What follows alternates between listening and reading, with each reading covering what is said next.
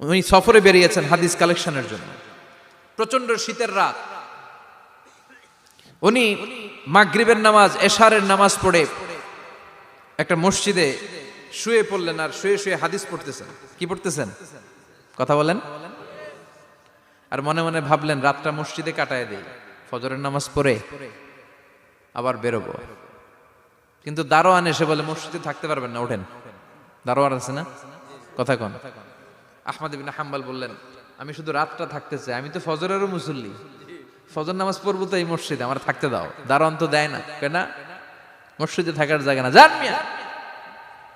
উনি যে আহমদ ইবনে হাম্বল এটা চিনে নাই, থাকতে দেয় না। কি করবে এখন? উনি কাঁথা গুছিয়ে হাদিসের কিতাব নিয়ে কাঁধের মধ্যে ব্যাগ নিয়ে মসজিদ থেকে বেরোয় গেলেন। কি আর করবেন, প্রচন্ড শীত, আর কাঁপতেছেন, বুড়ো মানুষ। পথিমধ্যে দেখলেন বাজার।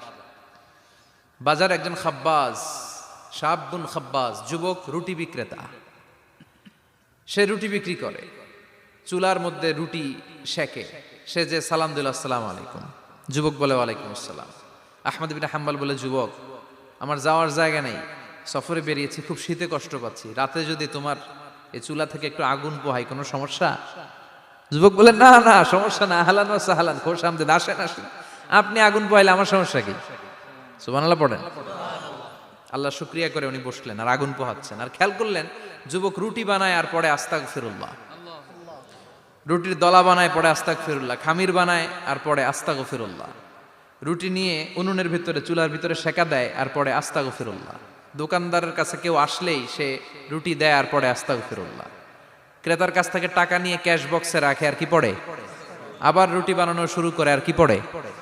খালি এইটাই পড়তেছে। ইমাম আহমদ ইবনে হাম্বল তো অবাক, কিরে এটা আবার কেমন যুবক, খালি আস্তাগফিরুল্লাহ। উনি প্রশ্ন করলেন, যুবক ঘটনা কি? আসার পর থেকেই তোমার দেখতেছি তুমি রুটি বানাও, রুটি বিক্রি করো আর পড়ো আস্তাগফিরুল্লাহ, মালাকা ইয়া শাবাব।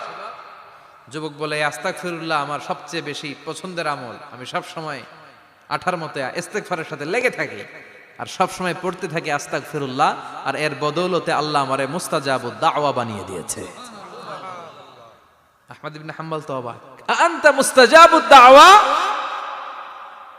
তুমি মুস্তাজাবুদ দাওয়া, রুটিওয়ালা। আমি এত বছর হাদিস পড়াই, আমিও তো মুস্তাজাবুদ দাওয়া না, আর তুমি রুটি বেচো বাজারে, তুমি মুস্তাজাবুদ দাওয়া, তুমি দোয়া করলে সব কবুল হয়ে যায়।